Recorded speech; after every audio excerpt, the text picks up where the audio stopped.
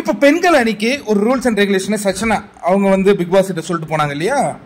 இப்போ ஆண்கள் அணிலேருந்து முத்துக்குமார் வராருங்க.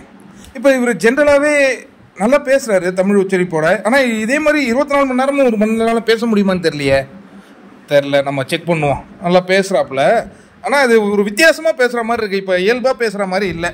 அதுக்கு ஒரு ப்ராக்டிஸ் பண்ணியிருப்பாரா என்னன்னு தெரில முத்துக்குமார். இப்போ இவர் வந்து 3 கண்டிஷன் போடுறாரு.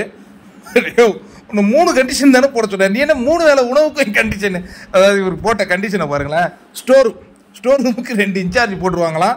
யார் உள்ளே வர்றது இருந்தாலும் அவங்களுடைய பர்மிஷன் இருந்தால் தான் பெண்களில் உள்ளே வர முடியுங்கிறாங்க. சரி, 2வது, காலையில் டீ காஃபி குடிக்கணும்னா இவங்க அதை போட்டு கொடுக்கணும்.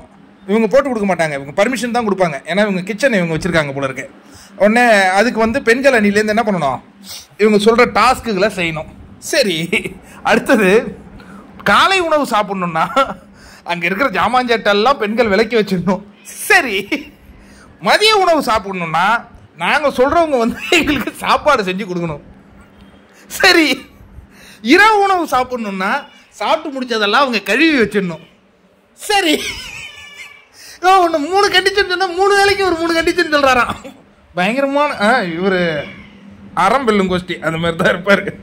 அதுக்கு அடுத்து இதுவா அறம் முத்துக்குமார், முத்துக்குமார் இதுவா அறம் முத்துக்குமரன். சரி, அதுக்கு அடுத்தது தண்ணி குடிக்கணும்னா அந்த தண்ணிக்கு இன்சார்ஜாக நாங்கள் ஒரு டேங்க் மேனை போட்டு வைப்போம். ஃபேட் மேனை போட்டு வச்சோம். அவர்கிட்ட கேட்டுட்டு தான் தண்ணி குடிக்கணும். அவர் கொடுக்குற தண்ணி கொடுக்குறாருன்னா சாதாரண கொடுத்துட மாட்டார், டாஸ்க்கு கொடுப்பார்.